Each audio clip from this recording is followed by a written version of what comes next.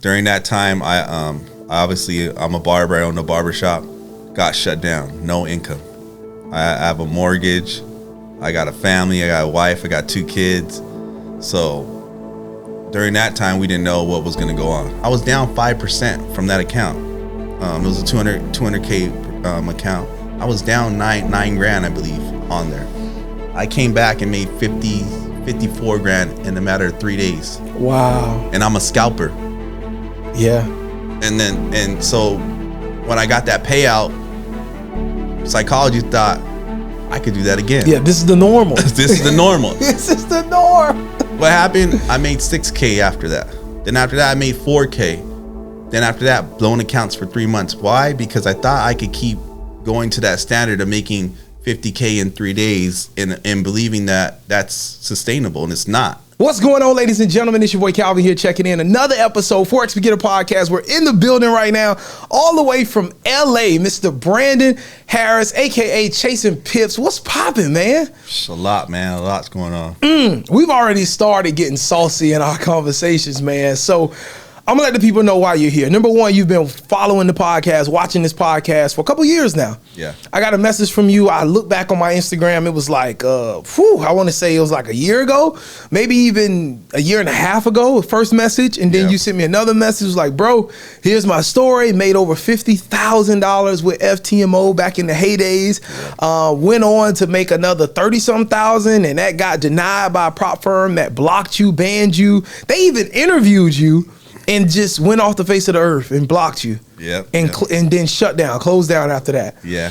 And so now you're trading futures. You're maxed out with Top Step right now, doing some great things. You're also a celebrity barber. You know what I mean? So that's awesome. And your house was safe during the fires in LA. So we're going to, you know what I mean? Be thankful. Thank God for that. But man, it's an honor to have you here in beautiful Florida right now. Yeah. How you feeling, bro? Welcome to the show, first of all. Glad to be here. It's a long time coming. Been trading for a little while, so it's a good little milestone in my trading career to finally get some recognition and be up there. Because you when you feel like you could trade good, you're like, you see the big boys, you're like, I could do that too. You know what I'm saying? So finally get some recognition and I would say it's a milestone for me. I'm happy for you, bro. How does it feel? You've been watching this show, and for you to now be sitting on the other side in that chair, being able now to tell your story, how does that feel for you, bro? It feels good because obviously, I've been a barber for 15 years, and I feel like I maxed out at that point. I was at the top of that. There's only so many haircuts, so many clients you can get. I own a barber shop. I feel like I accomplished everything in that space. So like now when I was trading, it's like things are starting to come together, from putting in the work from, year 4, it's like all starting to come together again. So it feels good to like succeed in one thing and now, jumping into something else, and then finally the work that I put in, because it's different. Trading, everybody's trading journey is different. You know what I'm saying? Like, when I was cutting hair, probably, I was doing that. It took me maybe like 2 years to get good. But you really can't put a time frame on trading, and that's the hard thing, putting a time frame. And that was frustrating, the ups and downs, and finally started making money. Being 2 to 3 years profitable is good after being 2 years unprofitable. I totally agree. Yeah, man. I'm excited for you, bro. I mean, I really am. I recently sat down with Riz from Words of Wisdom, and when we connected, bro, it's like you're meeting somebody that you already knew, because we have so much in common. We both host podcasts. We interview people. We were talking so much about the logistics of doing a podcast, and it was just exciting to speak with somebody that kind of shares the things that you go through and the things that you battle with sometimes and the things that you have to navigate through. And when we talked, when you pulled up and we had that conversation before we got on the podcast, it reminded me of that interaction with Riz, how our journeys and the things that we've experienced, the things that we've seen in this space are kind of similar, right? So let's dive into your story, man. About $50,000 in payouts with FTMO early in the game. How long have you been trading? I started, I believe, 2019, 2020 during COVID. Okay. During that time, obviously I'm a barber. I own a barber shop. Got shut down. No income. I have a mortgage. I got a family. I got a wife. I got 2 kids. So during that time, we didn't know what was going to go on. I didn't know. No one knew anything about COVID. I didn't know if I was going to be able to cut hair again. If my shop was going to get cut, closed. I still had to pay the rent. I still had to pay my mortgage. And if you're an entrepreneur, you don't get unemployment. I'm not cutting. I don't get any money. Yeah. So I started doing house calls and doing other things. But the thing was, I had mornings open. I would try to go to the gym in the morning. Couldn't go to the gym because all the gyms are closed. So I was waiting until 9 or 10 o'clock to go cut hair or do my house calls to try to get money. And then I ran into IML. And I seen trading. I was always kind of interested in trading, but when I always pictured trading, I never thought of a person that looked like me or you. Same. You always thought a suit and tie guy. Yep. Stock exchange. I'm gonna go over there. I didn't know. I just thought of trading as long term. I'll invest into stocks or something like that you can do yourself. Or I was that suit and tie guy. I never knew a regular person like me or you could jump into that day trading space. Mm-hmm. So I got introduced to IML. Was in there during COVID. I was learning. I was paying, whatever a month. Whatever they asked for. I don't want to get into all that too much, but I was in there. There was a couple good traders in there, but the thing that was killing me was like they were pushing me too much to try to recruit than teaching me how to trade. And I'm like, I want to learn how to trade. I'm not trying to. How am I going to recruit somebody if I'm still learning? How am I going to tell them, hey, you can make this money? They're going to ask me, how much money did you make? Yeah. Well, I'm still learning. Why would I want to pay $200 or $300 a month if you're still learning? How are you going to recruit me? Mm-hmm. So I never felt comfortable trying to recruit people to do that. So I started showing up every day, and I was on demo and stuff for like 3 or 4 months, and then I started funneling the personal account, putting $1,000 here or $100 here, and blowing the personal accounts and going on their lives every day, still learning, putting in all the work, and then I started seeing all the little add-ons that they had on Harmonic, the harmonic scanner, the legendary scanner, teacup strategy, and all these things on there. And I'm like, I need this other add-on. Let me put the add-on there. That's gonna help with my trading. Then one day someone was like, hey, that this is you don't need to be buying it from them. You know that you could go on TradingView. I'm like, what's TradingView?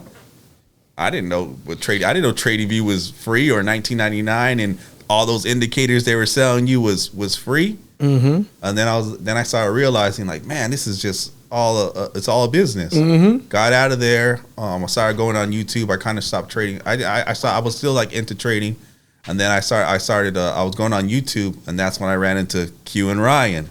So I'm like, dang, I seen Q and Ryan, they pulling up in M3s.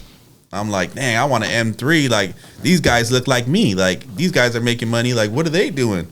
So I got Q and Ryan's course, and then I started diving into there. I didn't go in the community. I got the course. I started trading by myself again. I started blowing accounts again. This is for another maybe 6 months or whatever. I'll make money here and there, take some money out, but then I'll blow an account, take some money out. So it was just really stagnant. And then I think I got into like Phantom and something else, and I started learning supply and demand. And then when I started learning supply and demand, I started actually making some money, and then I started doing my personal account. So I'll take a withdrawal here, $400 here, $600 here. So I'm like, okay, this is starting to get real. I'm starting to get a little bit better. Mm-hmm. Then I ran into my boy Deshay. I was in his community. Then I learned some more other stuff from his community. I was just soaking up so much. I was hopping from course to course, community to community, just trying to learn it all, and then into a fault, and I started realizing like I was overcomplicating my trading. Like I had all these different strategies, and I'm looking on the chart trying to pull the trigger on every little thing that I see from all these different strategies. Then I started learning that a jack of all trades is a master of nothing. I don't need all these strategies to make money. I don't need to learn what every line on the chart is. I don't need to learn what every indicator is. All I have to do is get good at 2 to 3 things. That's it. And if I learn those 2 to 3 things, I'll start being profitable. I got into Doyo's community. Shout out to Doyo, man. I got Doyo's community, and you know, I was in there for a little bit. He had his little signals, and I like Doyo. Doyo's like probably like one of a guy I hold really high because I feel he's most transparent. He's humble. You don't hear any bad stuff about him. There's no noise. Like I feel like he's a good guy. There's no phony stuff about him. So I like this thing. The only thing I didn't I trade similar to him. The only thing I didn't like was his the 1-to-1 risk to reward that he used. I like to use 1 to 2 or above. So that wasn't, you know, that I learned a lot of like psychology stuff from him, but the 1-to-1 wasn't for me. But I still I hold him to like high standards. That's dope. So I've always said that he's like my top 3 in trading. Yeah. And then I linked up with my boy Jello, which I was in his community, and after that, that's when I started, you know, calling signals and really pushing it to on the business level. And ever since then, I've been profitable ever since then. When I learned supply and demand, and I started simplifying my trading, and I learned a lot from Jello too. Not as much from the strategies, but from the business side of Forex and how to run a community, how to give signals, how to teach, because it's different from when you're just trading by yourself, but it's different when you're trying to teach somebody and show somebody and what the do's or don'ts and the shortcuts in trading, how to get rid of all the fluff and the glamour and glitz and just get down to the nitty gritty and show somebody. And ever since then, when I simplified my trading and started like mentoring and teaching, my trading has went up a lot. Yeah. So let's talk about how much money you think you spent in all those courses and mentorships. A lot through the years, because, you know, you go, man, it's probably thousands of you, probably, you know, if I really go back, thousands, you know. Oh, of course, you know, now it's paid off and I made money, but yeah, it's just like anything that you want to be good at, you're going to have to invest. There's always free stuff on YouTube. YouTube is free. The thing is, when you go on YouTube, you don't know where to pick and choose what is good and what is bad. So people always talk about mentors and stuff like that, but like you need somebody to try to tell you what is good and what is bad. You can't just go and you don't pick up an encyclopedia and just look at words and just start rapping words. Like, you need direction. So there's always free stuff on there, but I always say you need some type of course or some education to show you the right way and get to cut all the stuff out, because that's basically what you have to find your own way, and someone has to show you a shortcut to do that, because that learning curve can kill you. You can just keep paying into courses and courses and courses and try to find a holy grail, but there's no holy grail. Yeah. Everybody asks me, what strategy do you use? Is ICT better than supply and demand, or head and shoulders is better than this? All those strategies work. It just depends how you use them. Like, how you use them. That's it. Everybody wants to show you this one strategy that's going to kill it, but I may use that strategy. It may not work for me. It doesn't mean it doesn't work. So I never knock anybody's strategy. I always tell somebody it's just not for me. Yeah.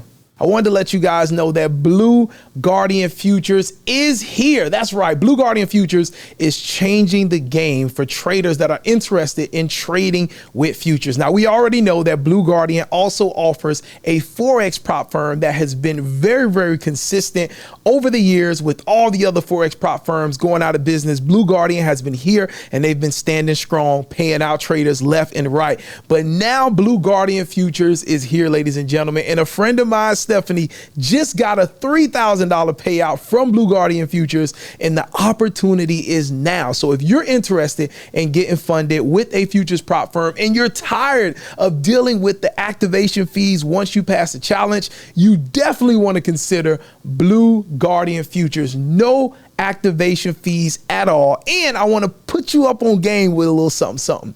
If you use the coupon code NEWTRADER1, that's going to give you a huge discount. So you're going to end up paying less for your challenge. And then guess what? Once you pass your challenge, there's no more payments because you don't have to pay an activation fee, and you are ready now to move on to the funded stage and lock in your next payout. Blue Guardian Futures is here, ladies and gentlemen. There's a link in the description so you can check out their website, check out all the rules and things like that. But most importantly, you definitely want to save big by using the coupon code NEWTRADER1 for Blue Guardian Futures. Let's get back into today's podcast episode.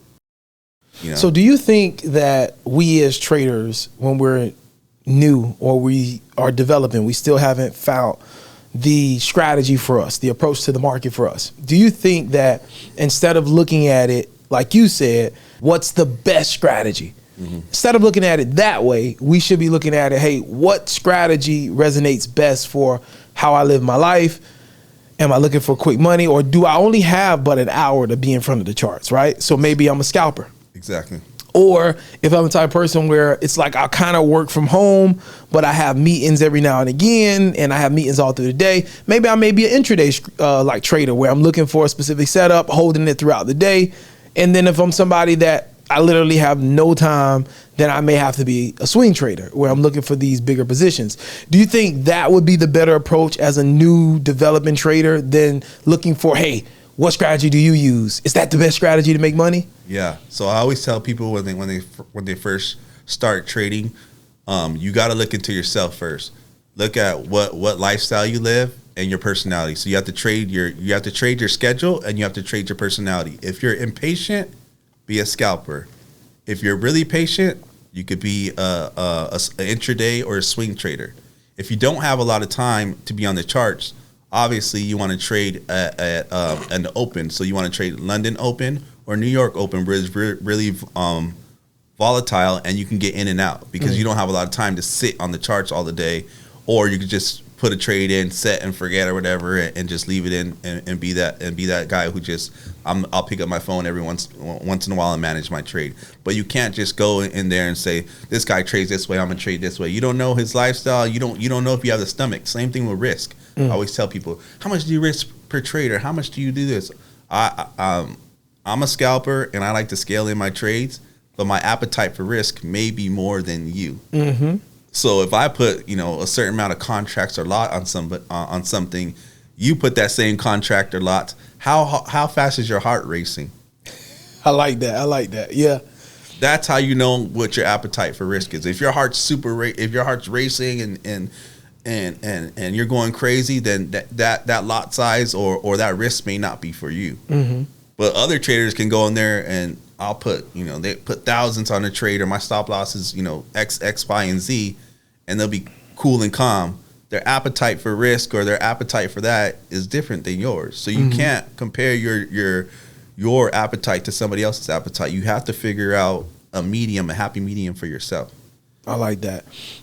So it's safe to say that you are a scalper. Scalper. Okay. Scalper intraday. Sometimes I'll hold a trade, but I'm never into a trade maybe more than 30 minutes to an hour.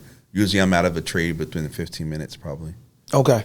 Boom. What time frames are you executing your entries? So I'm looking in the direction on my 15. So I'm looking for the trend, and I'm using zones on the 15, and I enter on the 5 and the 1. Okay. Cool.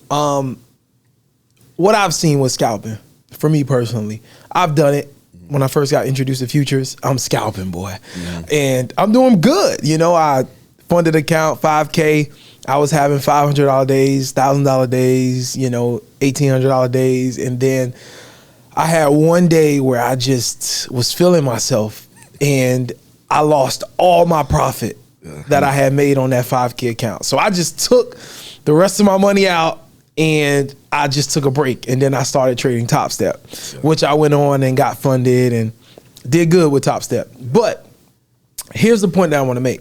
What I've noticed, because since then I've switched. I've gone back to intraday trading. Scalping for me, it requires precision. I'm not the best precision type guy, right? I'm going to make some little mistakes with my entry. I may jump in a little early, things like that. Being an intraday trader, I can recover from that. It's easier for me to recover from that because when everything else is already confirmed, the entry is not as important as it is when you're a scalper because you have a lot of room there. Yeah. You can still reduce the risk. You can still do some things. When you're a scalper, on the other hand, precision and entry is everything. Yeah, you gotta be a sniper. You gotta be a sniper. So how have you developed the sniper-like ability to maintain being a scalper? Okay, so when I first started, I was just getting in there, doing whatever, right? Then I started realizing psychology has a big issue with being a scalper. Intraday, you could do whatever, or swing. You could just be in there and hold a trade or whatever. So I noticed when you're trying to get a sniper entry or you're trying to get these entries, your mind has to be on point. So I started noticing other things started affecting me when I'm not taking these entries. Not just my strategy. Things happen. If I argue with my wife the night before and it's still in my mind, it's going to follow into my trading. If I got a bill that's due and I'm trying to, or I want to go on vacation, or something's coming up and I want to make a certain amount of money, I'm rushing to trade. So I start. My wife is big into like holistic stuff and stuff like that. So I meditate. So I do meditation. I also use hypnosis. That's different. I've never heard that before. Yeah, there's a lady, I think her name is Louise. There's hypnosis for traders .uk. So I use her hypnosis. So what is that? Like she puts you to sleep? You listen to video, like you listen to audio, and they tell you like, so a lot of trading is subconscious things. Like you're doing a mistake all the time, like subconsciously, right? So say like your subconscious thing is I'm removing my stop loss to go higher every time I'm in a bad trade. Okay. You listen to this hypnosis and then you start talking. It talks to you when you're in a relaxed state to subconsciously try to fix those type of mistakes. Just like someone's trying to quit smoking and you go to hypnosis to try to do that. Same thing, you could do it for trading. Okay. So you try to get rid of some bad flaws or things that you do subconsciously, because a lot of people say like, oh, I've never been hypnotized before. Have you ever drove on the freeway and you're just so into driving your freeway you missed the exit? You're in a state of hypnosis. Yeah, absolutely. Bro, I totally agree. So I think we do like 80 to 90% of the things we do are on autopilot. Tying your shoes. Yeah, straight autopilot. So that's, you're doing something subconsciously. Yeah. So you want to get into trading doing things subconsciously, but also you want to get rid of those subconscious mistakes that you do all the time. That's pretty cool. It's a great way of thinking about things. Bro, I honestly think, though, that if we just understand, for instance, perfect example, if somebody wants to become a doctor, what do? They go to school. They graduate the 4-year, and then they go into med school, right? And then they do that. Then they go into residency, and then they become a doctor. Boom. So it's like a 15-year, maybe almost 20-year journey, right? Yeah. Boom. But they learn the ins and outs. They're required by the state boards, the federal boards, to learn the ins and outs of the body. Yeah. I feel like if we, as traders, just understand our body, if we just understand how the mind works, if we just understand how we act, if we do our research, I'm not knocking the hypnosis, I'm not knocking, trading psychology, but if we just understand our body, because that's all they do, they just understand these areas very, very well. But I think if we understand, like, it's kind of like like you're from Los Angeles, LeBron, right? He plays for the Lakers, the Los Angeles Lakers. LeBron fascinates me because of how great he is and how his greatness has extended across his whole. He is the first basketball player that we have ever seen in the NBA literally maintain greatness from day one to the end. No other player has had greatness all the way through. You have it. Some have had it in the beginning, had it up into like 75% of their career, and then the last 25% of their career, trash. Right? The late, great Kobe. I love Kobe. I'm a huge Kobe fan. God rest his soul. God bless his family. Right? Toward those last like 4 or 5 years, injuries. We didn't really see much of Kobe because of injuries. Now, that last game was amazing. That 61, man, that was epic, right? But we didn't see Kobe, the great sides of Kobe, because of injuries. There were issues there. Michael Jordan, once the Bulls kind of like started losing the key players, we didn't see that same Jordan that we saw. And then when he retired and came back, we definitely didn't see. Wizards Jordan was definitely not Chicago Bulls Jordan. I know where you're getting to this. Right? But LeBron, bro, this man has been great. He just scored 40 points the other night. He's 40, scoring 40. Like the injuries, it's like he's getting better, bro. Right? And so a part of I study him. And he released a documentary 5 on 5 on Netflix, something like that. And he kind of there was a segment where he kind of went into his preparation, his routine. And toward this latter end of his career, he's really taken the majority of his time and effort. It used to be, skill and technique and things, but now that main emphasis is his mind. Understanding how his mind operates, how the mind connects to the body, maintaining, and once he went into this study, he understands now that sleep is the most important. At this age, sleep is the most important thing that he can do to reset his body and get right. So now he has these long pregame naps now. He has to get a great sleep at night. All of this stuff, because he's prioritizing, he prioritized understanding his body, understanding his mind.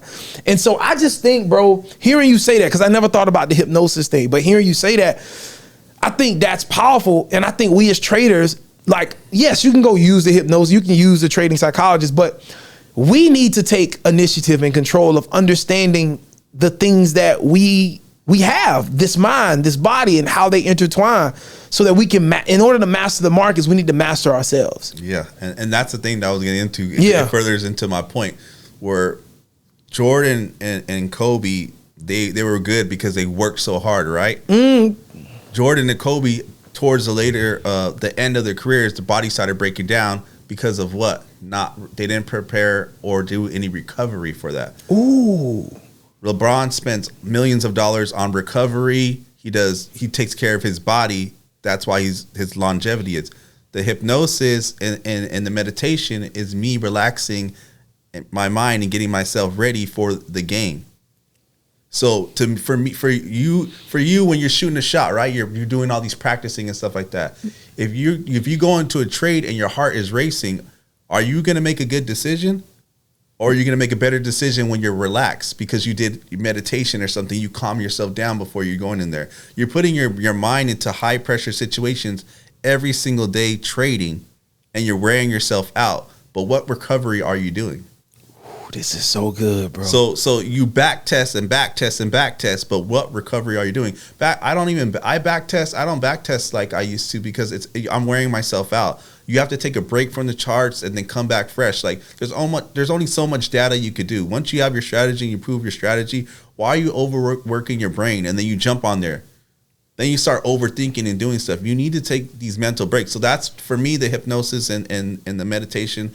That's me taking care of my arms for my shooting, my legs if I'm playing soccer. The mind is your mind is the muscle that you're using for there. So that's what you need to calm down. That's why I did my whole thing. If you have an argument or have these bills you have to block those things out when you're training, because you have to make these simple decisions when your mind is clear. When your mind isn't clear, it brings fear, it brings greed. It brings all that stuff. And I'm not saying that I'm cured from all that, but all I'm trying to do is eliminate those mistakes as much as I can to make myself profitable. I'm trying to get all these little bad habits out of there so I can have more profitable days.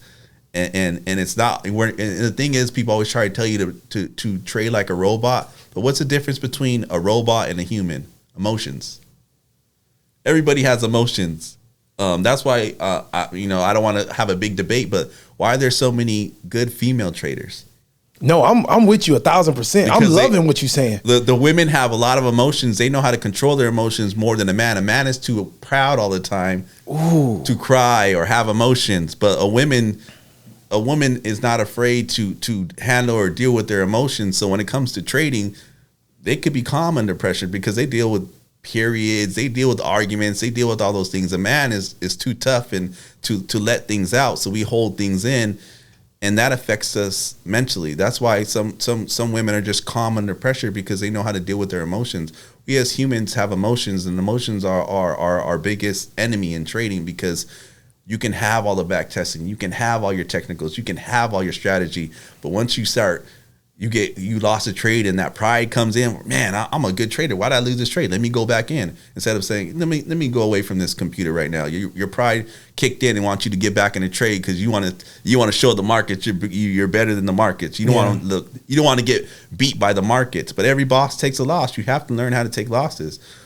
Some women in trading can do well because they're okay with that. They can handle their emotions. They don't have as much pride as a guy does. So that's the thing about the brain and handling all this stuff. People want to go in there and they want to overwork their brain by trying to get all this information, get all the technicals, get all these things, but they're not doing any recovery for themselves, for their brain, and they're overloading their brain. They're overloading their emotions by putting their brain into stress situations every single day, trading, trying to perform and make money.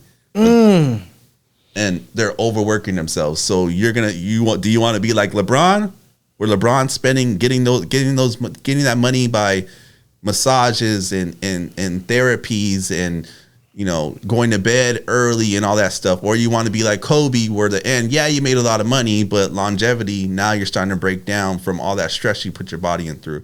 But obviously you want to get all the awards and stuff like Kobe, but him and Jordan just didn't have that longevity like Bron. I want to be Bron when it comes to trading. I want to be in here for the long run. I just don't want to be here for a good time and then fade out and be a legend. I want to keep going until I can, and I want to be able to enjoy my kids and stuff like that, where I'm not in a wheelchair and stuff like that. And I don't want to be like that mentally when it comes to trading, because I mean, look at me. I'm in my 30s. I'm getting gray hair. Trading is a lot for you. You know what I'm saying? Like trading is stressful.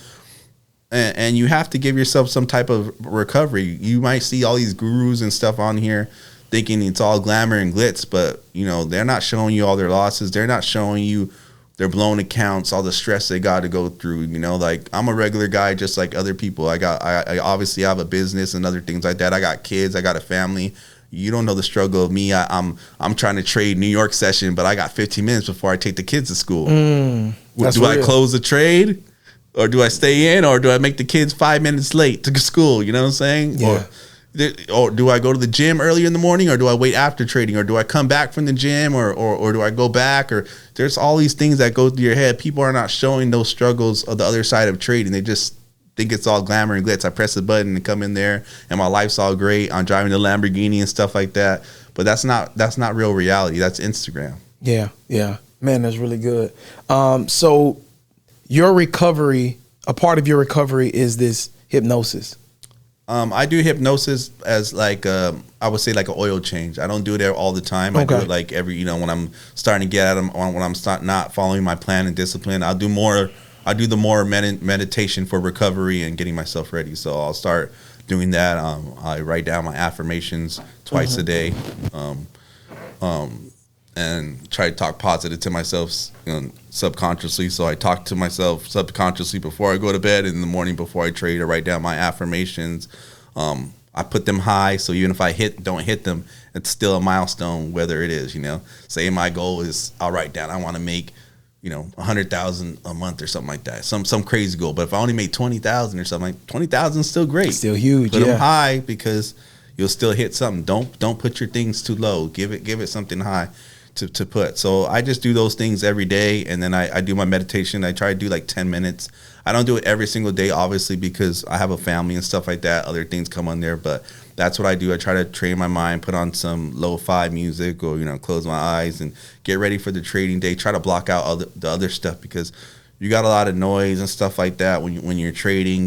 When you got a family and you got things going on, it's hard to just lock in. And it may seem simple, just pressing a button, but it's not as easy as everybody thinks it is. Yeah. It's like you may press that button and you're in a trade, but you have a million things going in your mind. If it hits this number, am I gonna be happy with this number? Or if it goes against me, am I gonna close? Or should I scale in, or how long am I going to wait, or when am I going to cut this short? You have all those things running through your mind subconsciously, and you got to pick one of those decisions. Yeah. And that decision that you make has to be the right decision. And if that's the decision that you make isn't the wrong, it's a wrong decision, are you able to live with that decision? Yeah. And the living part is the hard part. That's it. Oh, I my trade failed. That revenge trading comes in, greed comes in. So all those decisions and stuff come in there, but you don't really realize all those things in your mind that it takes a toll on you. You know, trading is stressful for a lot of people because they're not in tune with their mind. They don't realize they're looking at it too simple, not complex. Of you're overworking yourself. You know what I'm saying? And you have to make this one decision, and the decision has to be right. For you to make money. And if you make the wrong decision, and you may make the right decision and you still lose money, but you have to be okay with that. Live to trade another day. You know, like the best book I read was the best loser wins, and that even in the title is so powerful. Yeah, because if you're a person, say you grew up in sports, right, and you're the sore loser, do not get into trading. You can't get into trading if you're a sore loser, because you're already telling yourself you're gonna be a revenge trader. You can't take a loss, and you have too much pride. Yeah. All those things have to go out the window if you want to be a successful trader, because the market, it's like the market, you're going to take losses. No one wins every single trade. Yeah. That's fantasy. That's social media making you believe that. The best traders lose. You know, you guys see people on the stock market, you know, one of the best traders, his win rate is only a little bit above 50%. He's one of the best traders in the whole world. You never even heard of him, making millions of dollars, and he only wins half of his trades. Yeah. So why is it that you think you can win 90% or 100%? I'm telling you. Yeah. Maybe you'll win 90 or 100% of your trades in a week. In a week. Well, let me see next week. Check in with me. Exactly. I mean, I've had a streak like that when I got my biggest payout from FTMO. That I always tell people when they tell me how did I make that much, or you know, how did that happen? And I always tell them that payout was a gift and a curse. And they say, well, why was it a curse? Because I was down 5% from that account. It was a 200K account. I was down nine grand, I believe, on there. I came back and made 54 grand in a matter of 3 days. Wow. And I'm a scalper. Yeah. And so when I got that payout, psychology thought I could do that again. Yeah, this is the normal. This is the normal. This is the norm. What happened? I made 6K after that. Then after that, I made 4K. Then after that, blown accounts for 3 months. Why? Because I thought I could keep going to that standard of making 50K in 3 days and believing that that's sustainable, and it's not, you know? And I went in a big slump like that. I messed up my whole psychology. And I had to change my whole trading strategy, everything, like, because I was so used to scaling so much in, you know, getting on these trades and believing that I could do that all the time, and then in reality hit me, and I'm like, dang, like this doesn't happen all the time. Like this, I can't just sit there and make, you know, 30% on a 200K in 1 week every single week. Like I have to just take what the market gives me. If it's a good week, it's a good week. But I can't expect next week to be like that. I can't expect me to catch every single move. That just may have been a week where I'm just hitting every single one of my trades, and that's what happened. I hit 10 to 15 of my trades in a row. Like I had no losing streak, and I just kept scaling in, and everything was just going good. And then the week after, I cleared it out, and then the next month I had a decent week, but it was 10% of almost what I made from the week before. And then I went the other week, and then I kept blowing accounts because I was trying to keep hitting that big number all the time. If I could do that, I could do more. And that's just not how it is. Trading is not a piggy bank where you can just withdraw the money when you want. You know what I'm saying? It's not like that. You have to go in there and, you know, take what the market gives you. And sometimes the market can give you crap, but it is what it is. You have to come the next week when you have to realize it. And that was a big lesson in my trading journey, where I got humbled for sure. Now I'm happy with whatever profits I get, you know, because I have to look at it as it's more money than I had. Yeah. Do you ever think, because now you own a barbershop, you cut hair for celebrities, you trade, you just launched your own trading community. What other businesses do you have? Or do you have any other businesses? No, but my wife has some other businesses. She's an entrepreneur as well. I help her with that. She had a salon and stuff like that. She was into real estate. Okay. We both are into like that space. Trading. I forgot to mention before when I got into trading, I had an aftershave business. Okay. I had my own aftershave. That aligns with being a barber. Yeah. Yeah, I had my own aftershave, and when COVID hit, the prices for alcohol, because we use alcohol for aftershave, tripled. Yeah. So I was doing it all myself. I ended up selling the business, and then I started investing into trading with education and stuff like that. So I gave up basically the aftershave business to trade. Mm-hmm. For the first couple of years, it didn't seem like it was the right decision, and I was like, man, I should have just kept it. But like now, it's like finally paying off. I did make the right decision. So that was another business that I had on the side of that. I've always been an entrepreneur doing something, and I always feel like you always have to have another income. You can't rely on one income. And I tell students all the time too, like where people are like, well, why do you teach? Or why is someone selling a course? You can't rely on trading profits all the time psychologically to pay all your bills, because you, like I said, you don't know what the market gives you. You have to have other things, or have another source of income, or have a big cushion, because you can't rely on trading to pay your bills. You can't, because you don't know, you can't guess how much you're gonna make a month. Mm-hmm. So you could just be humble and say, I'm gonna take this, I'm gonna take that. Some days you may make 10,000. Another month you may make 5. Another month you make 200K. You can't put a number on that. There's no way, because you don't know how many setups you're gonna get, what days you're not gonna trade, how you're feeling that day. You can't put a number on it. When you start putting a number on those things, that's when you start losing. You just have to be grateful for what you get. And I tell a lot of people all the time, and I tell the students, be grateful for whatever it gives you, because some people are like, I was in a trade and I was up 2R, and I was trying to hold to 8R, and I told them, why weren't you happy with 2R? Mm-hmm. It's twice as much money that you risk, but you wanted to be greedy, and now you went to stop loss because you were holding that trade trying to get to that, but it's more money than you had. You being greedy means you lose that trade, and now you have less than what you had. When you were up double, you should have put at break even. What's wrong with break even? Mm-hmm. I don't believe in a lot of those traders. Oh, it's stop loss or take profit. Yeah. I mean, I'm not knocking it, but I don't believe in that, because to me, it's you're not being grateful. I know you want to be like, oh, I trusted my strategy, but it's like, why not? Why don't you? To me, it's like you have to play defense, right? Why would you is play it safe, kick a field goal. Don't go. You don't want to go on for 4th down every single time and lose the ball, and you could lose the game all the time. Mm-hmm. Protect your capital, protect your money. Everyone wants to be that guy, stop loss or nothing. Like I have no shame in putting break even. Like after I'm up a 1-to-1, I put a break even and let it ride. After 1-to-2, I take some profits, or either leave a runner to go to 1-to-3, 1-to-4. But at 1-to-2, I'm always paying myself. I always tell people, pay yourself in trading, because you don't know when the next day you're gonna get paid. Yeah, I like that. That's entrepreneur life. Mm-hmm. I could have a busy week cutting hair, the next week it's slow. So why don't you pay yourself?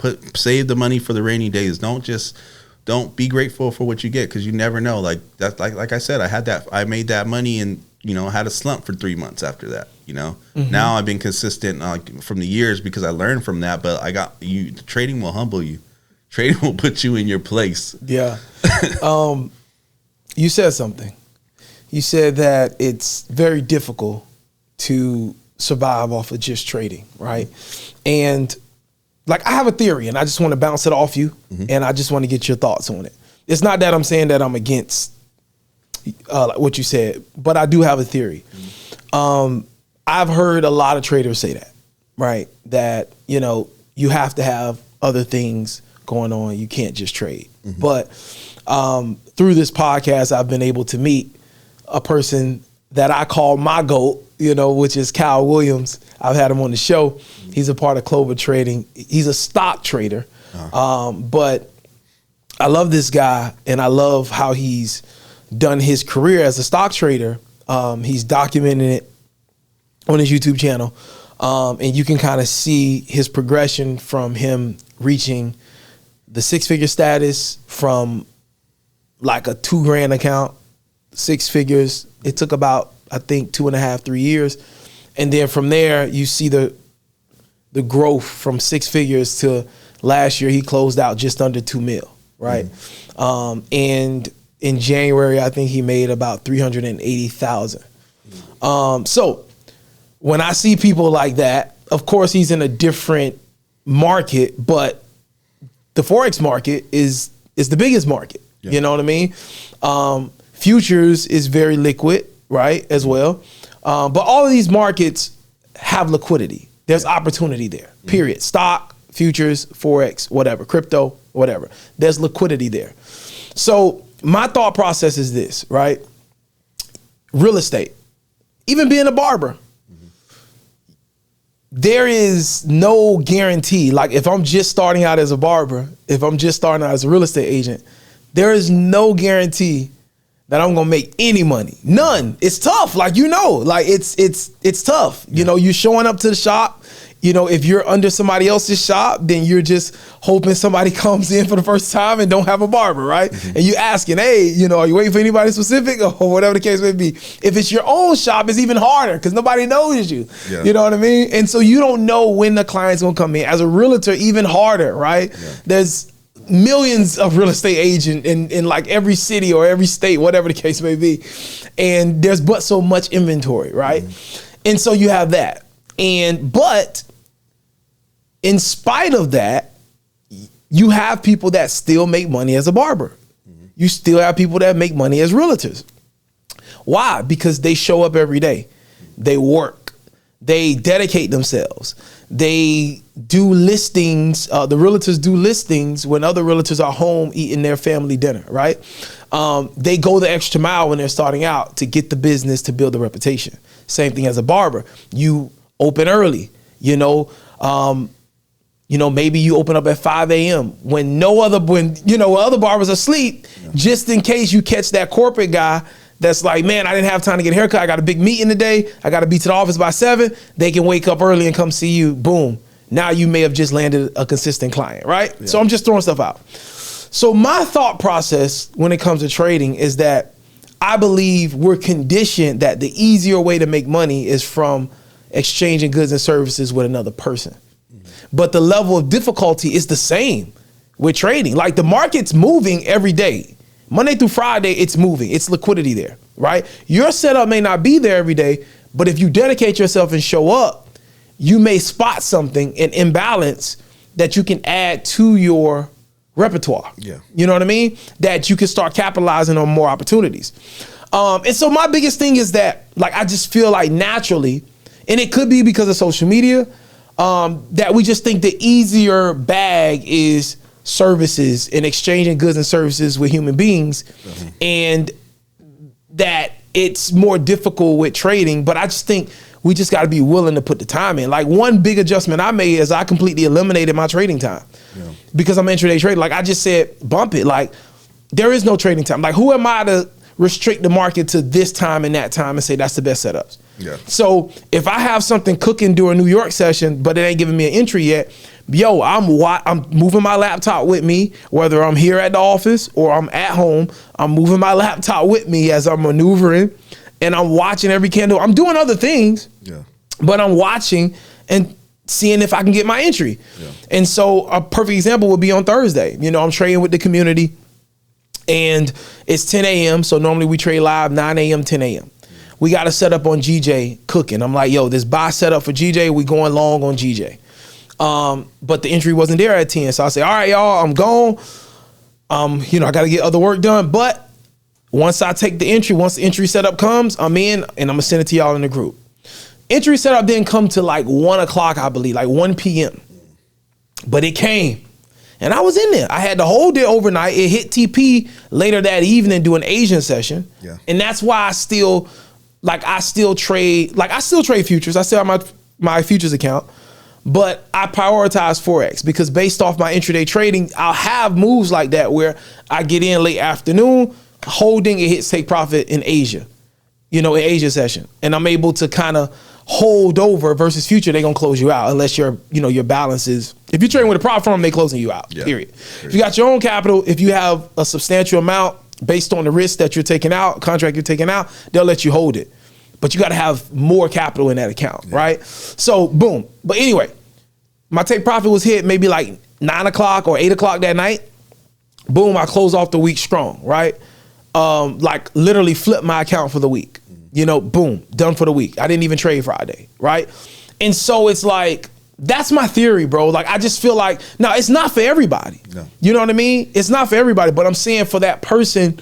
And again, shout out to Kyle, my GOAT, right? I just see Kyle and it was like this guy, before there was a community, this guy, he was just dedicated every day, showing up, looking for the same setup every single day, scalping the market every day, making a boatload of money. Went to college, didn't even use the degree, just a straight trader. Yeah. You know what I mean? But the thing that we talked about, he keeps his expenses low. Yeah. You know what I mean? Like, he's not driving a foreign whip. And I think like that's the thing that our age of traders, like the traders that came in during COVID, because I came in during COVID as well, I think that's what we're fascinated on, right? Those things. And so we feel like the quicker bag is, okay, let me go get a major success. Let me go get a huge prop firm payout, or let me go get a couple consistent prop firm payouts so I can launch a community and get a broker deal or whatever the case may be. You know what I mean? And then let me go get, all this other money from doing that and affiliate stuff. But now your trading is sometimes now. Yeah. You know what I mean? Maybe that's the path that some people want. But I'm just saying, for the people that really want to trade, I think it's possible, bro. Yeah. You just got to put yourself in a mindset that this is my business. And it's probably more doable for a person that is not married like us, that doesn't have responsibilities and kids. Way easier. Yeah, exactly. For, like somebody that all they have to depend on is their self. So if you fail, you can go sleep at home with a family member, right? So, yeah, but what are your thoughts on that? I'm sorry for ranting like that, but like, I feel like you're the perfect person to have this conversation with. So my thoughts are that I agree with what you're saying. And I always tell people when they ask me certain questions of going full-time or building communities, me, I don't build a community. I'm not trying to get rich off a community. You're not going to get rich off a community unless you're one of, I don't want to say it, unless you're part of the Miami cult. Oh, why I gotta be Miami? Why you gotta do that, huh? Why I gotta be Miami? You know what I mean? Like, it's some people outside of Miami that got big followers. Why I gotta be Miami? Because the biggest guys that are making the money off of the communities are, majority are from Miami. Okay, let's say that it's easier for them to sell the lifestyle and do like that. And I'm not knocking it, because we all been there. I've all seen these big guys. I'm not naming the guys. I respect them all and do stuff. But they give you these expectations that everyone can do it, and not everyone can do that. But doing something like me and you, being humble and being modest and cutting your expenses low, that's really doable. The percentage of that for people to do that, that's really doable.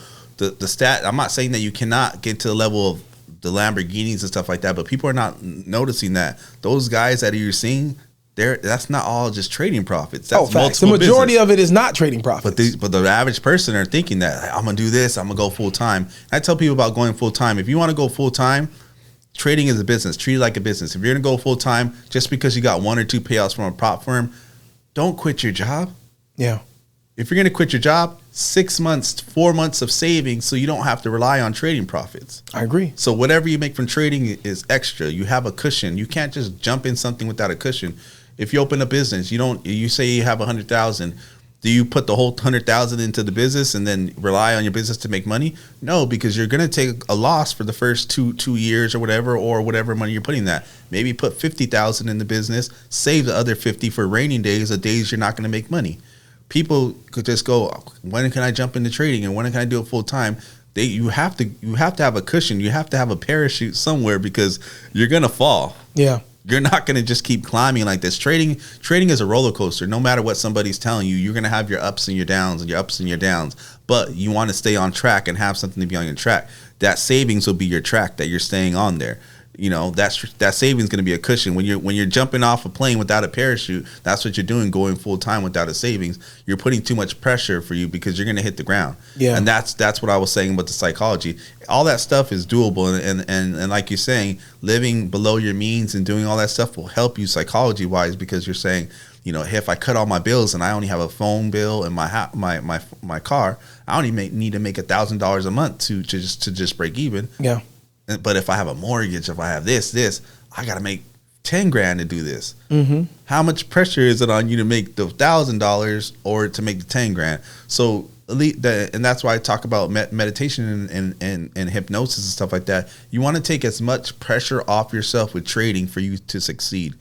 And because trading there's always going to be pressure. Even the guy that's, you know, the guy that you believe is your GOAT, he's still dealing with pressure in a different way. Like, he may be on a higher level than us, but he's still dealing with that pressure. He's making these big numbers, but even seeing these big numbers psychology wise, it's still hard, you know.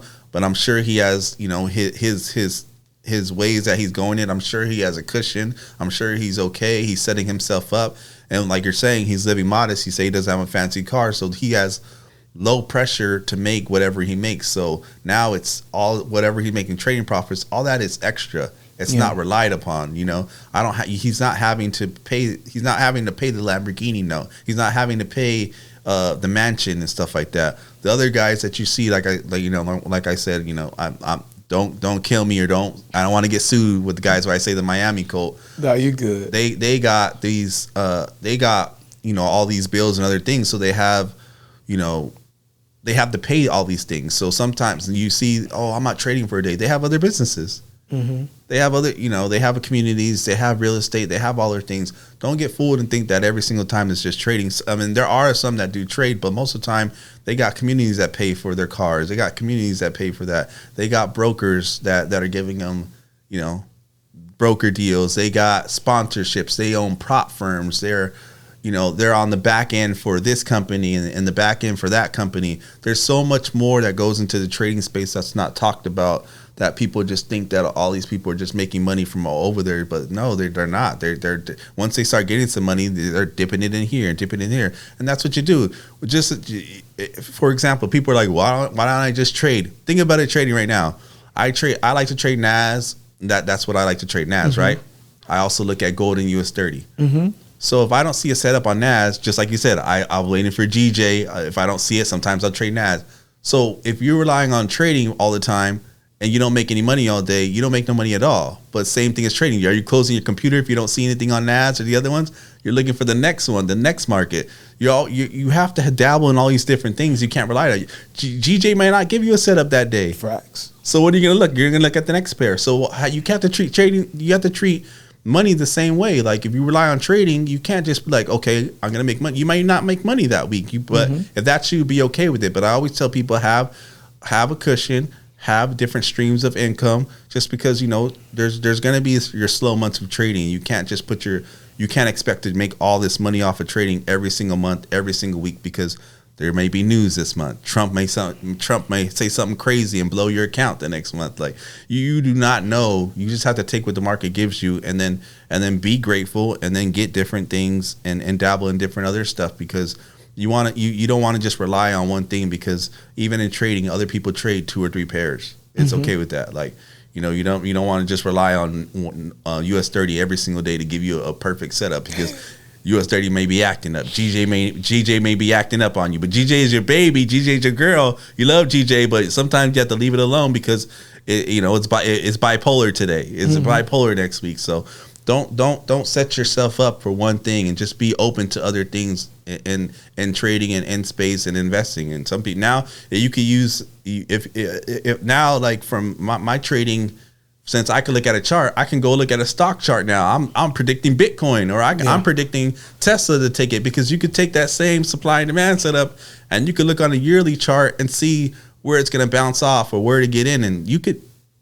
So why am I just going to say, oh, I'm just gonna day trade. You can get into other things also. You could use that same exact skill and trade long term. Put $1,000 in Bitcoin because you've seen where, you know, a support level or a supply and demand zone where it's going to come down to, because you can predict that chart now too. Mm-hmm. Don't just rely on one thing, because you learn that skill, you can predict other stuff, you know? Yeah.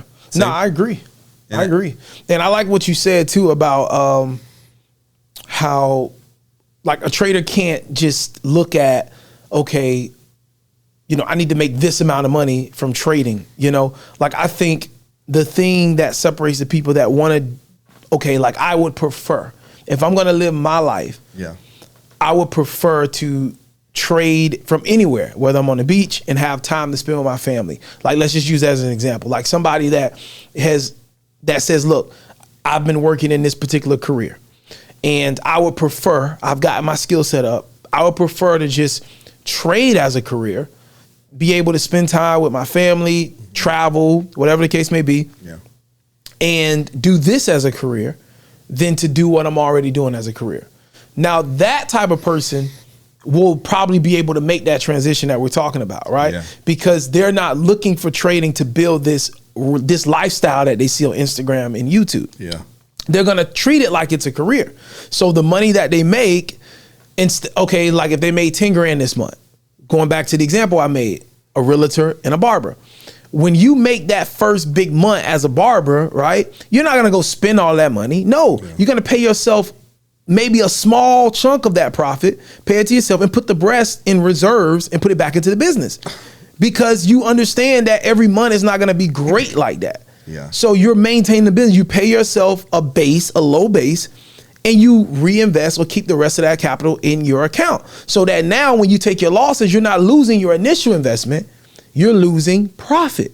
Yeah. You know what I mean? And so I agree. Like, I think we're saying the same thing. Like, but the everyday trader needs to understand, going back to what you said, is that what you're seeing online is funded by so many other things that you don't even understand how deep it goes. Yeah. a lot of the stuff that people see are fake. Like, when I first got into this space, there was a lot of guys I looked up to, and then when I started getting payouts, I started getting recognized, I started getting emails, I started getting people hitting me up, opportunities started coming, right? So I started getting these opportunities, and then I started reading the fine print of the opportunities, and I started seeing that a lot of the stuff is fake. Some of the guys that they're running the brokerage or running the prop firms, they're not trading. They're just a good marketer. Some of these people are putting, you know, 3 years ago, you know, you started seeing the MT4 stuff, the MT5 stuff, ICT, the guy, and I'm not knocking ICT, you know, I listened to his stuff. Mm-hmm. It wasn't for me. Some of his stuff works. I believe he has way too much information. Mm-hmm. And he doesn't, you know, it's proven that he doesn't trade. And I'm not knocking that, because some people, if you go read a book, a lot of people are teaching things about money, right? And that guy is not a millionaire. He made $1 million off that book. Mm-hmm. Yeah, he's not. But the things that he's saying in there may work. So I can't knock a person from doing that. So I'm not knocking ICT. It's just not for me. But he made all his money off of YouTube and the mentorship, right? Yeah. But people thought he was this crazy trader. He made up the stories about FBI coming to his house, and you know the whole thing. You know, I never heard that one. Yeah, because he exposed the algorithm. Wow. Yeah, he knew the algorithm. He exposed the algorithm. The FBI came to his house. Whatever. I stopped getting into that. So yeah. Like I was saying, once I started getting into the space, I started seeing about I didn't know. I thought, you know, when you get into a prop, or not a prop firm, but you put money into your account, your trade is getting placed. I didn't know the difference between A book and B book. Yeah. One has to sit back and just say, okay, is it even really possible to be like profitable in this industry if people got to go to those measures? Yeah. And that's when I come in and say, yes, it is. Because of people like my goat, Kyle, you know what I mean? And just personally, I know it is, because I'm seeing it in my journey. You know, like there are things that I've had to, you know, mistakes and disciplines and things that I've had to correct on my journey that has stopped me from reaching the level that I want to be. But personally, I know it's possible to make and grow and make money consistently as a day trader. Yeah. But it's like going back to what you said, expectations and the reality of being a trader and affording cars and all the things you see and doing all of that. That is not realistic unless you start with $100,000 in a leveraged account, like heavily leveraged account. Yeah. You know what I mean? Even 100K on an Oanda with 50 to 1 leverage, you ain't doing at most you can at most they gonna let you risk per day is like 2-3%. Yeah. So that ain't gonna be enough. And that's kind of like the reason why I haven't all the way gone with my personal account. I'm just funneling it, paying that. I've been sticking with props. I mean, obviously I have my frustrations with props. I've been denied over probably 60K in payouts. Talk about that. I've been banned and denied payouts. I've been offered interviews, and then once I start running up a bag and getting some noise, a new rule pops up. Boom. Oh, well, we came out with the new rules. We can't give you. I ran up 13K on one prop firm. They decided. They said, oh well, we have a risk team now. We came a new rule that you can't use this lot size anymore. You use like one more lot size higher than we like. And I said, and then I go look at all my trades. All my trades were before they came up with the rule. Still denied me. I got denied from my Forex funds. Probably I think 18K from them before they said it was a mistake or they came up with some excuse. It's been so long I can't forget. There was another company called the Prop Trader. I was supposed to get 36K. Didn't get the 36K with them. Came up with some excuse or ban me. Same type of thing. Another 6K I've been denied. And it's hard when you do that because you're excited. You're about to hit that withdrawal. I'm gonna get the money and them to come up with that. I was I'm gonna go to vacation. I'm gonna do this or I'm gonna buy this. I'm pay these bills or I'm talking to my wife. I'm getting all excited. I'm about to get this. We're gonna do this, and boom, they hit you with that. Like your whole it deflates you. Like your psychology gets. You worked all that. You worked so hard to get that payout, and then they come up with some excuse to fail you or to ban you or say like you didn't follow one of their rules. It's hard because it's hard to make money. Period. And especially when when you're dealing with thousands of dollars and they deny you with that. Like it's heartbreaking. There's been times where I'm just like, man, I'm thinking about giving up trading from that point because I thought I was going to get 30 something thousand, or I thought I was going to get 15 one time or 6 one time. And when it keeps happening to you, like it's just hit and hit after a certain period. And it's like, well, why don't you go to your personal account? Well, even when you go to your personal account, if I put, 4 or 5K in there and I'm expecting to make 36, you're gambling at that point. You have to over leverage, or like you say, put your money into an offshore broker that offers you that type of leverage. Everyone wants you to compound, but it takes so long. So props do have an advantage of making more money that you put in. And I always tell these people these rules, like because they always think that most people don't hold a prop account for over maybe 2 or 3 payouts. For me, if I fail a prop account, I look to it as trading, a risk to reward. Mm-hmm. If I put $1,000 on this prop account and I made 10K, what is my risk to reward? 1 to 10. So if I lost that account, I made the 9K off of 1K. I don't look at it as that loss. I just look at it as a trade, like a trade. And you keep rinse and repeat. And I keep doing that. And I looked at how many, if I spent 50 or spent 20K on prop firms, but I made 100K, I made 80. My risk to reward is what? 1 to 4. I'm still up. So a lot of people get their psychology down and they get sad for when they fail account. But a lot of people fail account. They're not going to show you because the rules are so hard. All the rules on prop firms are made for you to fail. All these payouts that you're getting, they're good and stuff like that. But eventually they're not always going to last, you know what I'm saying? So you have to rinse and repeat because you're going to blow an account. No, there's not a lot of traders that hold accounts for years or months or at a time. You know, they go and then they take it as a loss, just like a trade, and then you keep doing it again. But the thing is, like when you want to join firms and stuff like that, don't go for a firm that's offering the biggest discounts.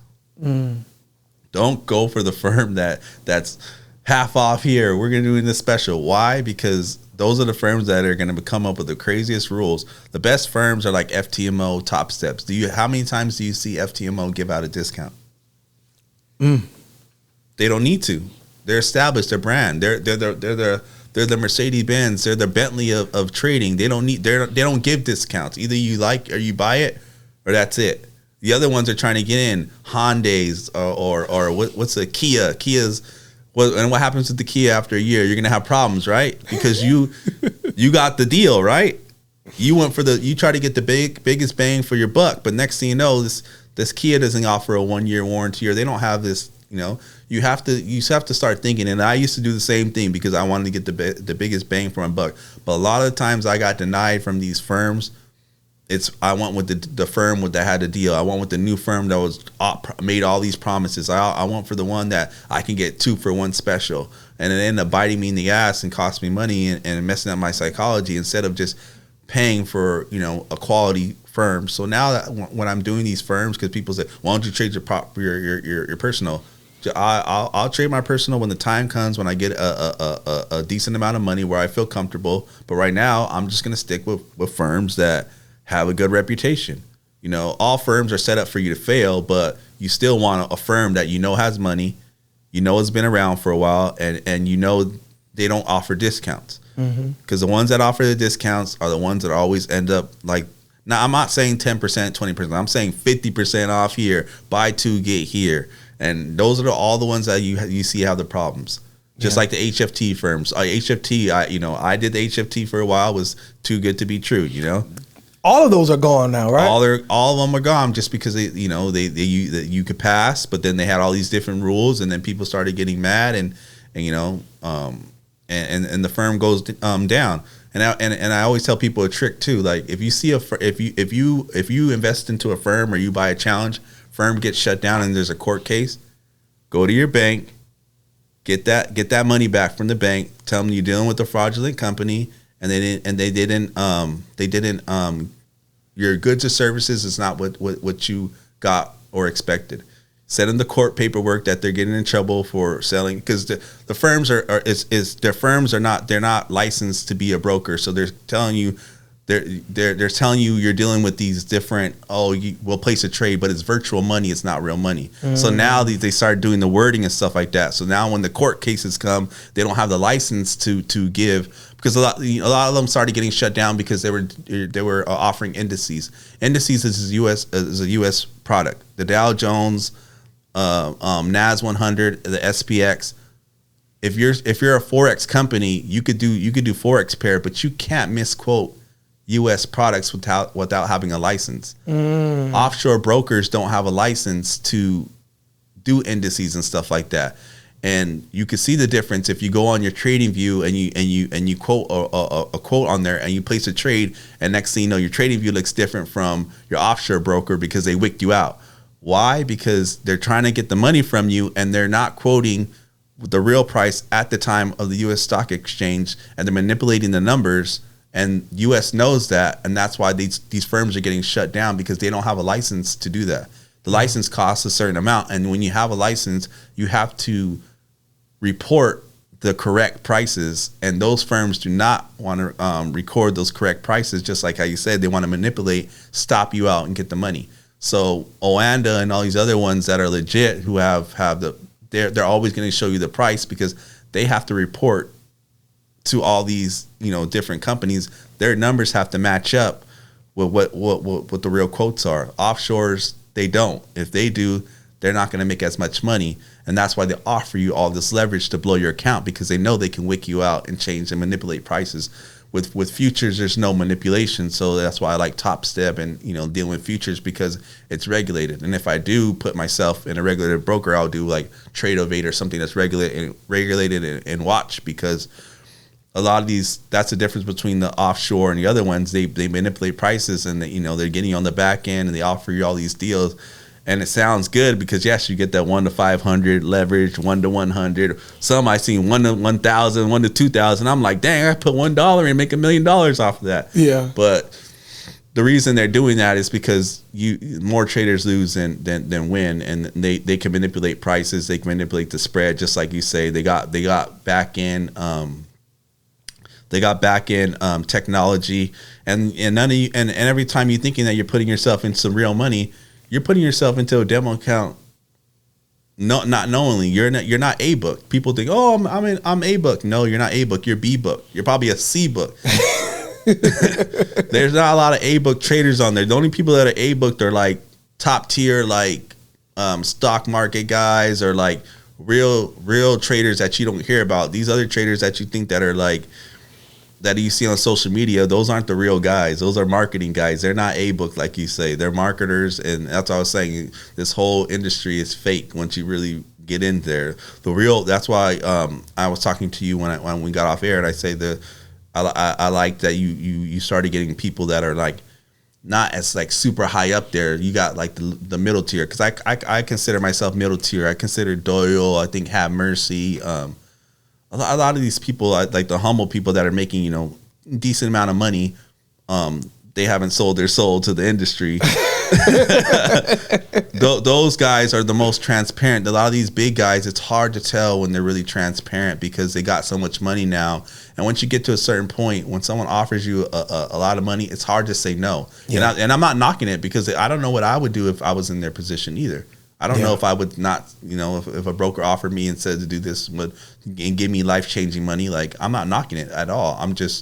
You just have to separate what's real and fake when you're a consumer and you're a little guy, and know like a lot of the stuff that you see isn't real. So the guy that you see like me or you that comes out with 2K here or 4K, or I may have had a 20K month, those are the type of guys you kind of want to look at. The guys that are making 100K and 300K, you got to be wary on those people to see if it's really real or fake or not, because it might be a demo account that the broker did, and once you sign up and you go into his funnel, every time you lose, he gets a percentage of that. Yeah. It's a lot of people don't want to talk about it. Like I said, am I going to get in trouble for talking about it? Because I've signed a contract with the brokerage, and we terminated the contract after a month because I couldn't sell to my community people like that. No one wanted to sign up. And a lot of people are starting to catch on to how the industry works.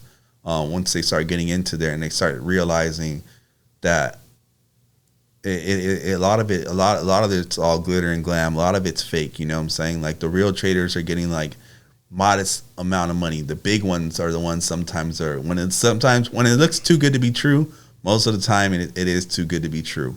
And I'm not saying it for everybody, but there's a lot of high profile guys out there that put up these big numbers, and you think that they're doing it on a daily basis. And it really messes up your psychology to think that you have to make those numbers. And if you're not making, this much a trade, you're not a good trader. Like it doesn't matter. As long as you have the skill and you stay humble, it's good. One thing, a book that I read that changed my whole outlook on money and trading was FU Money. It was I think it's by Dan Locke. Yeah. Dan Locke. Yeah. Did you read that book? No, but I used to see a lot of him. Like, is he not on YouTube and social media anymore? Because I used to see a lot of ads from him, but I don't see any anymore. I don't see any anymore. But there was one thing I told you, because like a lot of people always, I want to be $1 million trader, right? Mm-hmm. I want to have $1 million, right? So why do you want to have $1 million? What is $1 million going to get you that you want, right? Mm-hmm. So in his book, he has a worksheet that you do in a worksheet. It says, write all the things that you want in your life that you will be happy with, right? So say you want a Porsche, right? Put the Porsche down. How much a month is that? $2K a month. Mm-hmm. I want this nice house. How much is your mortgage? $6K. I want to go on vacations, every 4 times a year. So how much would you need a month for save for vacation? Another $10K. And then maybe another $25K for savings. That's $50K. Times that by 12. What is that? $600K, right? Mm-hmm. Do you need to be $1 million trader to be happy? Nope. No. Yeah.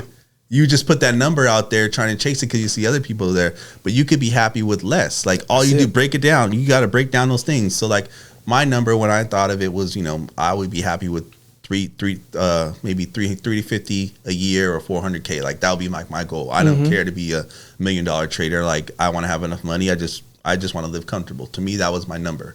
So I started breaking it down of all these little businesses. You could put these little businesses. This business will make me 10K. This business will make me 5K. And then I make 25K a month from trading. You don't need to shoot for that $1 million trader to be happy. You don't need to have that to make that much to be happy. If you break down those little goals that you have and you actually break it down and just saying I want to, because you're not doing the logistics of it, it's much more achievable doing that. Yep. You just put the number on there because you see another guy making that much money and you're saying you're going to be happy with that, but you could be happy with a quarter of what he's making. You just didn't do the hard work and the logistics of breaking it down there. Now, after you do that, you could break down each goal and once you hit that, now I made 10,000. Okay. Now I have to figure out another little business or I need to up my trading account so I can make 20,000. Now I hit the 20,000. Now I'm at the 30,000. Now I hit 50,000. I have a trading community that makes 10,000. I open up this business that makes me this much money, and then trading. My goal is to make 20,000 a month. Now you hit your goal with a real expectation, and you broke it down in these steps, and you didn't even have to be the $1 million trader that the other people that are going on there. And it's way more simpler. So people, that's what I'm saying. You got to focus on your own journey because you may look at other people and think that you're like, I don't have this much money, or I don't have the Lamborghini, I don't have the Ferrari, and think that you're a failure. But your goals are different than their goals. You got to break it down and go after what makes sense for you. I just want to be low key with my wife and kids, go on vacation. I want to have my house, and I just want to have more free time. To me, more time for free time is money, and for me to have a little bit more money will give me freedom to do the things that I want. Trade here and there, trade when I want, and that's the other thing too. Like I don't want to have to be forced to trade all the time too. Yeah, I want to be able to trade when I want. I don't want to be like I got to make this much money today. I got to be. That's pressure too. I want to have a cushion. I want to trade when I want. And like you said when you were saying, cut down your bills. Yeah, live modest and do that. So. That's my goal too. I just want to make a certain amount. I don't really care to be the flashy guy and I'm not knocking that. Like I would love to have $1 million. Don't get me wrong on that. Yep. But I would be just as happy with hitting my goals to get I would be happy with the 35 to 50K a month or whatever. That would be like my goal. I don't need to make 100K a month and think that like I'm a failure. And even now, like I've hit months of 30K. I've hit months, big months like that. I'm a 6-figure trader now, but I feel myself being a 6-figure trader. Like to me, like I'm not where I want to be. I'm going in that direction, but you have to understand like where I'm at, somebody's fighting to get where I'm at. So I have to be grateful for where I'm at right now. Because I remember the days where I was only making $100 a day or $1,000 a day, now, making, 18 to 30K, like that's like, the new norm for me going forward. But I never forget where I started from, and that 18 to 30K, now I'm going to be grateful as I was when I was making the $100. I'm never going to look back and be like, that's not enough or that's never enough because that's more than what I was making. And no other job has paid me what this was and gave me the freedom and gave me the opportunities that trading has. Like, I've had other things, but like trading, you could literally be on the computer for an hour and make somebody's salary. Like what job can do that? And I spent money on education. Yeah, I spent 2 years of my life studying and stuff like that. But what do doctors do? That's what. And we just talked about that. What do lawyers do to go and pass the bar? But then doctors are in debt too. So you don't believe you're going to be in debt for trading education? You want to make 6 figures in trading, but you want to be you want to make a doctor's salary in within 6 months? Yeah, make it make sense. What's the best way to learn, like from your perspective? Because we went into that like in the beginning, but you talked about how you kind of spent money everywhere until you kind of found it. My journey is the same. But if you had to just kind of come back and just say, hey, here's my advice that I would give, given what I've been through, what would you say is the best way to learn? Figure out your personality first, figure out your schedule, and find a mentor that you like. And I'm not talking about a mentor as in you like the lifestyle. I'm talking about a mentor on how he teaches. What are his goals? What are his aspirations? What is his mentality? What are his morals? I'm talking about a mentor like that. These people go and try to get a mentor, and I've done it because, like I said, I went with Q and Ryan because I didn't see a lot of black traders, so I gravitated toward them. I always wanted an M3 when I grew up, and they had an M3, so I gravitated toward them. But when you're looking at when you just like I said, ICT may work for other people, but to me, I couldn't listen to him because he was boring. Mm-hmm. I felt like he had so much information, he kept going in circles, but it wasn't for me. But I'm not knocking it. You have to find someone that resonates with you, someone that you can listen to, someone that you look up to, and you guys have the same morals and values, and can teach you trading. Because I think that goes in a long way, because you just don't want to get anybody to be a mentor and give you a course, because you can go on YouTube and do that, but it has to be someone you like. And that, like I said, I mess with Doyle heavy, because of how he is. Mm-hmm. I feel like he's a good role model in trading. And I'm not saying other guys were. He just resonated with me. Like if Doyle's younger than me, but like as trading, he's up there. You know what I'm saying? But like as for how he carries himself, that's how I would like to be as a trader. And that's how I try to carry myself, is with my community, respectful. I stay out the way. I'm not trying to be in any drama. I just want to be about my family and and my kids, and he's with his wife and stuff like that. So he resonates towards me. Yes, he has the fancy stuff and the fancy cars, but he's not promoting, or he never puts out a broker because he says he doesn't do this. And I feel like he's genuine, and I feel like you got to find those type of people like that, and give you those realistic expectations of being modest and stuff like that. And if you want to go and start popping your stuff and later on like that, then go. But you just want to be with somebody who's humble and teaches you, because trading is going to show you some life lessons, and you're going to be finding yourself in trading some stuff that you never even knew about yourself. Yeah. Along the journey, because I noticed, I know for you, when the person you were before you started trading is not the same person you were now. Your whole outlook on life starts changing, how your time. Because before I would, I work, when I'm a barber, I work 10, 12 hours. So now when I start, cutting hair, and I'm like, dang, I made this amount of money, but then I go on the computer and I made this amount of money this fast. It changes your whole perspective of time, of how you spend your time and money. And now you start seeing like, dang, time is really valuable. Like if I really put the work in with this time with trading, I have so much freedom to do all this stuff. So a lot of people say trading is about the money. It is about the money, but look about the freedom. Like what can you get done now? Like you like you said, like you were on GJ, and then you went back and you closed and you did something. You were just checking the computer for a couple hours, and I don't know how much money you made, but you made money. Mm-hmm. But you didn't take a whole work day to do it. Yeah. You set your trade, you let your trade ride, you came back, and boom, you're paid. That's freedom. To me, that's the best part of trading. Yeah. You know what I'm saying? Like getting to that point where you're not paycheck to paycheck. You can kind of clock in when you want. You have no boss. It comes with stress and stuff like that, but I feel like freedom is the most important thing that people are overlooking in trading. That freedom of waking up what you want, being able to go to your gym, going to pick up your kids. If you had a regular 9 to 5, you're struggling, you have a babysitter. Like there's so many opportunities that come with trading. And I believe finding a good mentor to teach you those things and teach you the values of it so you appreciate it, it's key. And that's why I say finding a mentor and getting not just a course, a mentor. Yeah. Someone that could teach you trading and how to trade and how to live how to trade. Because you can get a course and you can make money, but is a person going to tell you like, hey, after you fail this, if you made $15,000 from this trade challenge account, put some money aside for you to save it and then reinvest. if you blow that account, you could buy another one. Some people go and spend all that 15 and now I don't have anything, and then they have to go and their psychology is messed up. A mentor is going to help you with there's those certain things, but a course won't help you with that. That's really good.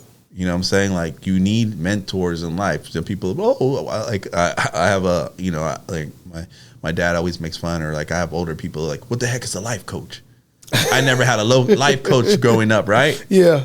But you need those type of things nowadays. It may not have a title, but you always had a role model.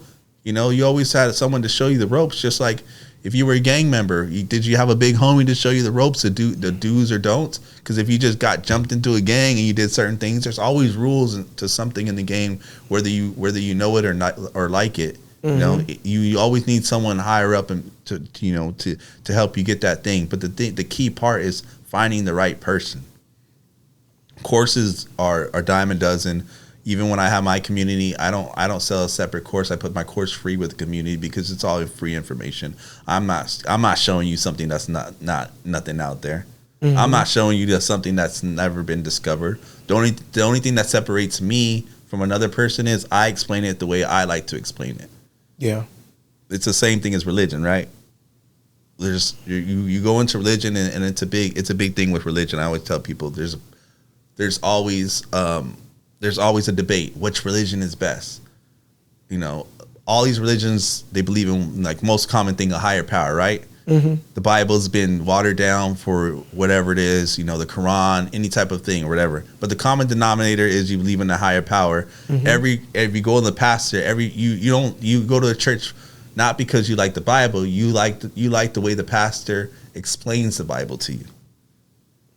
He's not telling you something new. He's just telling it he's not explaining to you a way that you like it, that resonates to you. You like that pastor the way he does. It's the same Bible. You go to this church, whether you go to a priest or you go to a Catholic or a Christian church, it's the same type of stuff. It's just you go what resonates to you, what sounds to your ear. And that's the same thing with the mentor and same thing with courses. All the stuff is out there. It's just you have to find somebody that resonates with you and something that clicks with you.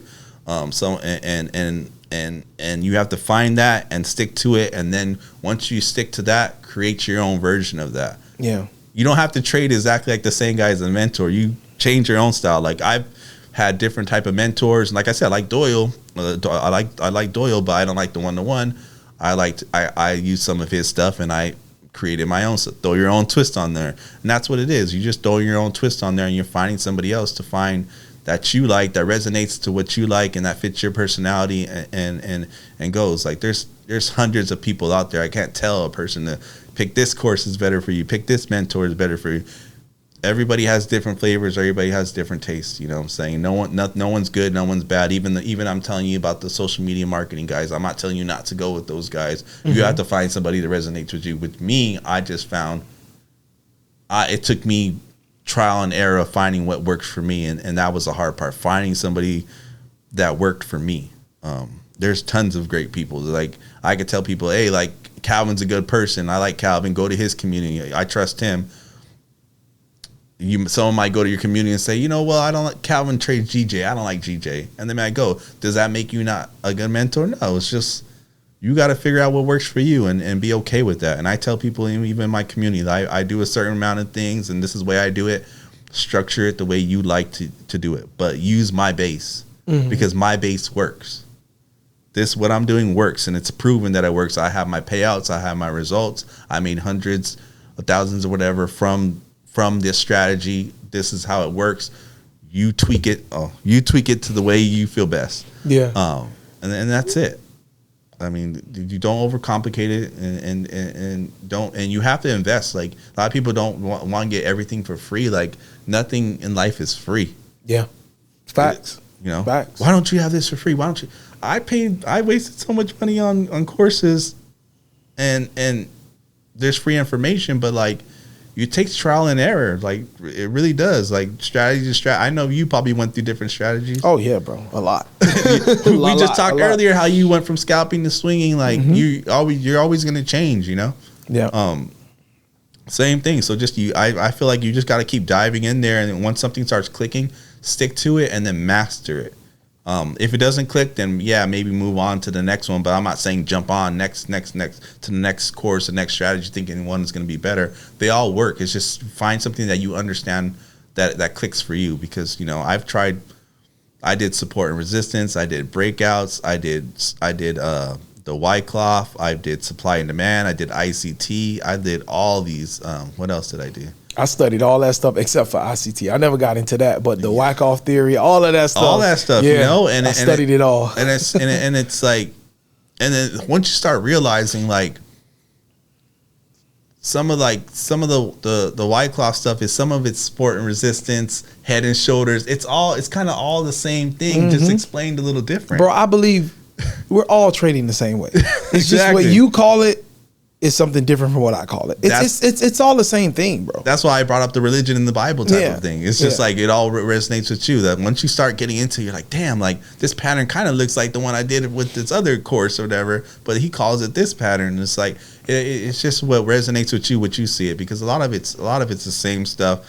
Somebody puts a fancy term. Even though I'm there, I'll be like, oh, this looks like this, and I won't say it.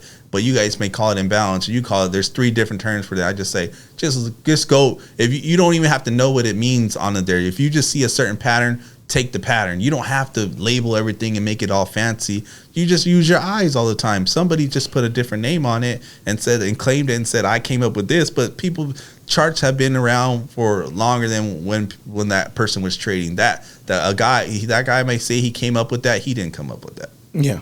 It's been whatever someone has done already. It's been done already before. Yeah. It's as simple as that. People say I don't have a strategy. This is a strategy that works for me. I didn't come up with this strategy. Yeah, like this is just what I do. That's what I say. Yeah. This is what I do. What I do now, I've learned from multiple people. My first mentor, a few people online, books. It's all been a combination of all of that. So I say it all together. Yeah, like this is my process that I follow when I get into the market, and that's what I show people. So yeah, yo man, I want to be conscious of your time and you flying back to LA. Like I don't want us to get caught up in this, right? So I want to make sure you got time to get to the airport. So just last thoughts, bro. Like you have just literally. Bro, I feel like we can go really, really long with this. Yeah, like I feel like it's so much we can talk about. But I do want you to share your social medias and just like final thought, like when you got on that plane and you left LA for Florida, what was something you said to yourself, I gotta let this be known on this podcast?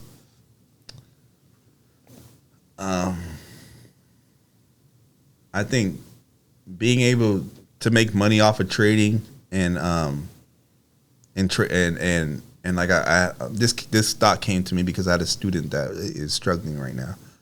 He's been unprofitable for 2 years. He just got into in my group and you know he's having problems with his family and stuff like that. They want him to quit trading basically because they haven't seen any results.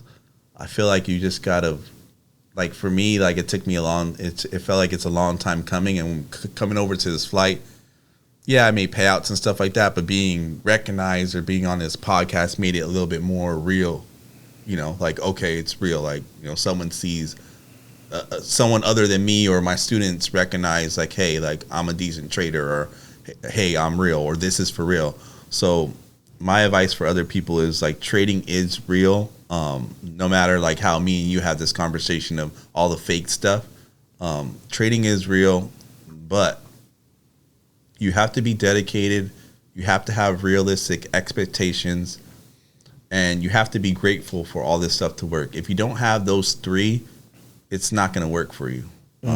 Because if you don't have any of those 3, you're just going to be holding yourself back or wasting your time. So you have to be persistent, you have to be grateful, and you have to be dedicated to succeed in trading. And to basically sum this up, going over here, all those things, all those emotions became true right now. Yeah. Being over here. So yeah, the payouts and stuff is real, but now actually coming on the podcast, sharing my story, having other people hear my story, it's now became 100% real that, you know, this is what I do. This is my passion. This is my hobby. This is my career. This is everything. So, fire. So how much, before we go, how much total do you think you've made from the markets, you know, between props or any personal that you've done? Between 100 to 200 probably. Nice. Beautiful. In the market. Obviously I could be a lot more if it wasn't for those denied payouts. Yeah, so that's not even counting the ones that you were owed, but you know the companies went under. Yeah, so nice. like, and then you know, obviously it's documented with my all time with FTMO, and then Top Step for the year of Top Step since January. I'm up 30K with Top Step since January of 25 of this year. You're up 30K for the year already. Yeah, for Top Step. That's beautiful, bro. Just for Top Steps. Yeah, that's somebody's yearly salary. Yeah, real talk, real talk. And that's how I look at it in my personal journey, bro. Like you have to celebrate yourself. Yeah, because if you don't, you're gonna get caught in the hamster wheel. And so you have to, like, I have to take steps back sometimes and be like, bro, look how much you made in a day. Remember when you were just coming up in life, you know, a young guy fresh out of high school and you working your first full-time job, you going to college. Just remember how much you used to make a day then. Yeah. And look at what you're doing now. Yeah. You have to. Or even sometimes if I think about, you know, I have friends that are, you know, still advancing in their careers and they're not getting paid what they feel they deserve. And I look at what I make sometimes in a day and I'm like, yo, this is probably what my friend's making in a week. Yeah. We got to keep the perspective. And 30K and what? We're like almost in the last week of February, so almost 2 months into the year, you've made somebody's salary, bro. Yeah, I mean, that's for the year. That's even with my business and other stuff. Like that's, you know, 3 or 4 months of what I work for my business made in a month, you know. So I'm grateful and I'm happy. I want to try to keep the momentum going, and that's why I said like being on the podcast and stuff like that. It's like starting the year off right for me and all the things, because I had a list of all these trading goals that I had. One of the trading goals was to be on this podcast. Oh, that's fire, bro. That's why I reached out. I'm like, hey, Doyle, I want to get on. I had messaged Doyle. I said, hey, I want to get on there. You know, when Have Mercy came on there, I was like, hey, you know, this is the podcast I wanted to be on. I mean, I like Riz's podcast and stuff, like Riz, because Riz he's up there too, you know. Yeah, but like Riz is dope. Riz is dope, but guy. Like I watched your podcast a lot more because it resonated with me. Yeah, you know, it's just we're two different audiences. Yeah, it's just I'm not knocking his. No, he's doing a great job. Like he's serving, like, and that's what like I want people to understand, right? You don't have to compete with people that do what you do. You know what I mean?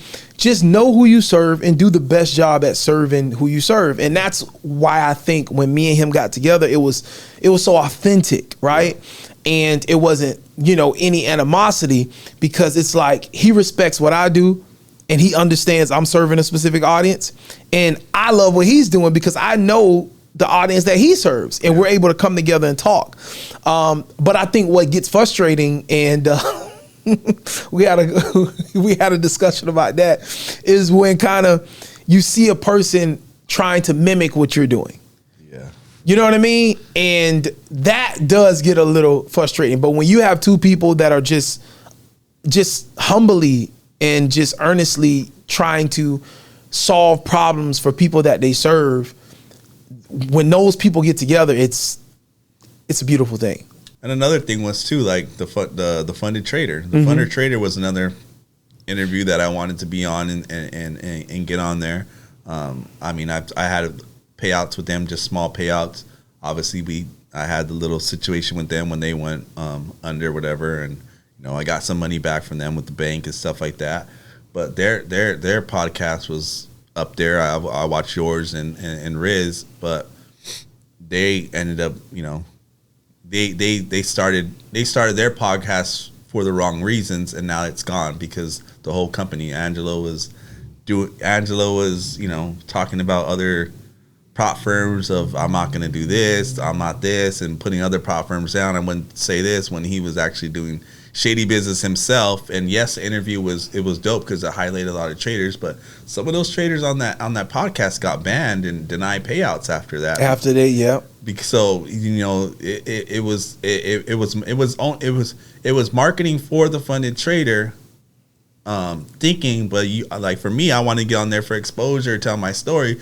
They're just trying to sell their product as and then once that guy is gone, they ban him because he's running up a bag on there and it's gone. So you and Riz are still here because you guys have good intentions, not trying to make money off of a trader. You guys are actually I feel like you guys are giving back to the community.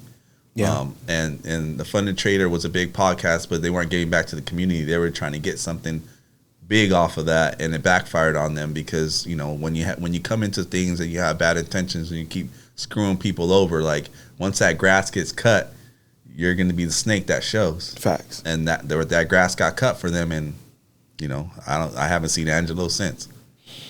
Yeah, it's a sad situation. I was supposed to do an interview. They reached out to me like 4 times, to do an interview because I think I made like $10K with them. You know what I mean, and payouts and so yeah, but I never did it. Yeah, see, and they were a dope company like when they first started, but then remember, like I said about the discounts.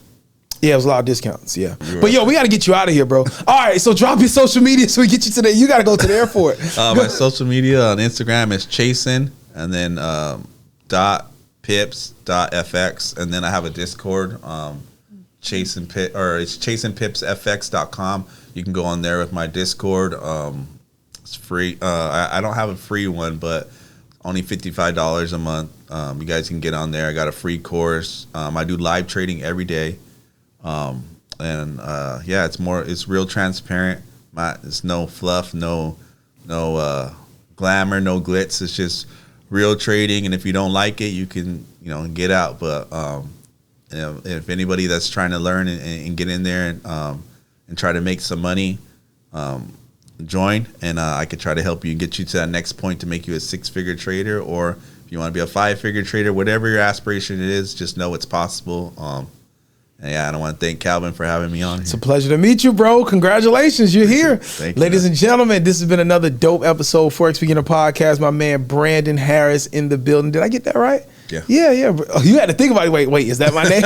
My man Brandon Harris in the building, Mr. Chasing Pips on Instagram. Check him out for sure. Appreciate you, man. Wish you so much more success, and hopefully this isn't the last time that we link up. I don't know. All right. Catch you guys later. God bless you. Take care. Peace. Yo, I think we went way over. Like you gotta get to the airport.